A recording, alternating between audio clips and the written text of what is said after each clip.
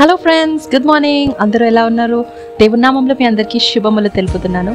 ఈరోజు reading the Bible with me day 43కి మీకు అందరికీ స్వాగతం. నిన్న ఆదివారం కనుక మీ దేవుని ఆలయంలోకి వెళ్ళి ఆయన స్తుతించి గణపరిచినారని నేను నమ్ముతున్నాను. ఈరోజు మనం సామ్స్ 31 చాప్టర్ చదువుకున్నాం. నిన్న మనం సామ్స్ 31 1 to 12 వర్సెస్ చదివాము. ఈరోజు సామ్స్ 31 13 to 24 వర్సెస్ చదువుదాం. నాతో పాటు కలిసి చదువుతారా? రండి కలిసి చదువుదాం. అనేకులు నా మీద దురాలోచనలు చేయుచున్నారు, నాకు ప్రాణహాని చేయుటకు యోచించుచున్నారు. వారు గుసగుసలాడుట నాకు వినబడుచున్నది, నలుదిశలు నాకు భీతి కలుగుచున్నది. యెహోవా, నీ యందు నమ్మికయుంచి ఉన్నాను, నీవే నా దేవుడవని నేను అనుకొనుచున్నాను. నా కాలగతులు నీ వశములోనున్నవి. నా శత్రువుల చేతిలో నుండి నన్ను రక్షింపుము, నన్ను తరుమువారి నుండి నన్ను రక్షింపుము. నీ సేవకుని మీద నీ ముఖకాంతి ప్రకాశింపచేయుము, నీ కృపచేత నన్ను రక్షింపుము. యెహోవా, నీకు మొర్రపెట్టి ఉన్నాను, నన్ను సిగ్గునొందనీయకుము. భక్తిహీనులు సిగ్గుపడుదురుగాక, పాతాళమందున వారు మౌనులయ్యుందురుగాక. అబద్ధికుల పెదవులు మూయబడునుగాక, వారు గర్వమును అసహ్యమును అగపరచుచు నీతిమంతుల మీద కఠోరమైన మాటలు పలుకుదురు. నీ యందు భయభక్తులు గల వారి నిమిత్తము నీవు దాచి ఉంచిన మేలు ఎంతో గొప్పది. నరుల ఎదుట నిన్ను ఆశ్రయించి వారి నిమిత్తము నీవు సిద్ధపరిచిన మేలు ఎంతో గొప్పది. మనుష్యుల కపటోపాయములు వారి నంటకుండా నీ సన్నిధి చాటున వారిని దాచుచున్నావు. వాకాల్హము మాని వారిని గుడారములో దాచుచున్నావు. ప్రాకారము గల పట్టణములో యెహోవా తన కృపను ఆశ్చర్యముగా నాకు చూపి ఉన్నాడు.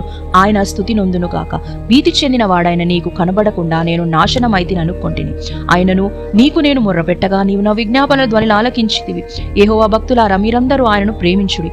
యెహోవా విశ్వాసులను కాపాడును. గర్వముగా ప్రవర్తించు వారిని ఆయన గొప్ప ప్రతీకారము చేయును. యెహోవా కొరకు కనిపెట్టు వారలారా, మీరందరూ మనస్సున ధైర్యము వహించి నిబ్బరముగా నుండు.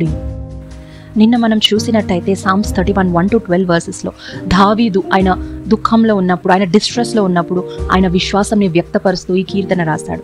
అది మనం 13 to 24 వర్సెస్లో చూసే వరకు కూడా దావీదు ఇంకను ఆయన డిస్ట్రెస్ని ఆయన కనపరుస్తున్నాడు. దేవా, నా శత్రువులు నా చుట్టూ ఉన్నారు. దేవా, నన్ను కింద పడేయడానికి ఎన్నో ఆలోచనలు, ఎన్నో ప్లాట్స్ చేస్తున్నారు. దేవా, నన్ను కాపాడవా, నన్ను రక్షించవా అని ఆ దేవుని వేడుకుంటున్నాడు. ఇంకోటి ఏం చెప్తున్నాడు తెలుసా?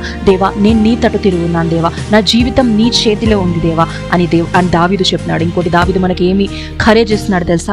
ఎవరైతే దేవుణ్ణి నమ్ముతారో, ఎవరైతే దేవుడి యెడల భయభక్తులు కలిగి ఉంటారో, దేవుడు వాళ్ళ కోసం సంతోషాన్ని స్టోర్ చేసి ఉన్నాడు అని దావీదు చెప్తున్నాడు. మరి కింది వచనాలకు పోతే, దేవా ఆయన శత్రువులను దేవుడు ఏ రీతిగా నాశనం చేస్తాడో చెప్తున్నాడు. గర్విష్ఠులను ఏ రీతిగా దేవుడు ట్రీట్ చేస్తాడో, ఏ రీతిగా రివార్డ్ ఇస్తాడో చెప్తున్నాడు. చివరికి వచ్చే వరకు నీతిమంతులు ఎవరైతే యెహోవాను భయభక్తులతో పూజిస్తారో, ఎవరైతే యెహోవాను భయభక్తులతో సేవిస్తారో వాళ్ళకి ఏం చెప్తున్నాడు తెలుసా?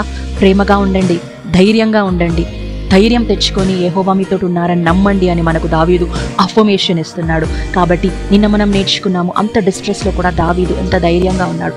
అదే కంటిన్యూయేషన్ ఈరోజు కూడా చూస్తున్నాం మనం. దావీదు డిస్ట్రెస్లో ఉన్నప్పటికీ ఆయన ఒక్కటే నమ్మి ఉన్నాడు, దేవుడు నాతో ఉన్నాడు, దేవుడు నన్ను విడిపిస్తాడు. ఆ నమ్మకం నీకు నాకు ఉందా? ఆ విశ్వాసం నీకు నాకు ఉందా? ఒక్కసారి మనల్ని మనం పరీక్షించుకుందామా? రోజంతా కూడా మనం ఎన్నో పనులు చేస్తుంటాం కదా. రోజంతా కూడా దినమెల్లా కూడా మనం ఎన్నో పనులు చేస్తుంటాం. ఎన్నో డిసప్పాయింట్మెంట్స్ మన ఎదురొస్తాయి. మనం ఏమవుతాం? మనం ఏం ఆలోచిస్తాం? ఇంకా నా జీవితం అంతే, ఇంకా నా వల్ల కాదు అని అనుకుంటున్నావేమో. ఇంకా నా శత్రువులు నా పైన గెలిచేసినారు అని అనుకుంటున్నావేమో. కానీ దేవుడు ఈరోజు నీకే జ్ఞాపకం చేస్తున్నాడు, నీ శత్రువుల పైన విజయం నేను నీకు ఇస్తాను అంటున్నాడు. నువ్వు కేవలం నన్ను ప్రేమించు, నా ఎడ్ల విశ్వాసంతో నిలువు అని దేవుడు మరి ఒకసారి ఈ 31 చాప్టర్ ద్వారా, సామ్స్ 31 చాప్టర్ ద్వారా నీతో నాతో మాట్లాడుతున్నాడు. ఒక్కసారి కలుముస్తుందామా? స్తోత్రం పరిశుద్ధ గొప్ప దేవ మహోన్నతుడా, నీకే స్తోత్రం. ఈ ఉదయకాల సమయం ఇచ్చినందుకు వందనాలు యేసయ్యా. నీ రెక్కల చాట్ల భద్రపరచండి అయా నాయన. ఇంకా నువ్వు బాధలో దుఃఖంలో ఉన్న నాయన ఎవరైనా ఉన్నట్టయితే యేసయ్యా నాయన, వాళ్ళకి ధైర్యం కల్పించడానికి యేసయ్య వాక్యం ఇచ్చినావు కాబట్టి నీకే స్తోత్రం యేసయ్యా. అవును తండ్రి యేసయ్యా, కేవలం నాయన మేము నీలో నిలిచి ఉండాలి దేవా. అప్పుడే యేసయ్యా నాయన, అప్పుడే మా విశ్వాసం కనపరిచిన వారం అవుతాం తండ్రి యేసయ్యా నాయన. నీలో నిలిచి ఉండే కృపను అనుగ్రహించండి, నిన్ను ప్రేమించే కృపను అనుగ్రహించండి. ఈ దినం నీకు అప్పగించుకుంటున్న యేసు నామములో ప్రార్థించి వేడుకుంటున్నాం స్వామి, ఆమేన్. మరి దేవుని నమ్మిన మనము ఈరోజు దినమంతా సంతోషంగా సమయం గడపాలని కోరుకుంటున్నాను. తిరిగి రేపు ఉదయకాల సమయం కలుసుకుందాం. అప్పటి వరకు దేవుడు మిమ్మల్ని, మీ కుటుంబాలని దీవించి ఆశీర్వదించును గాక.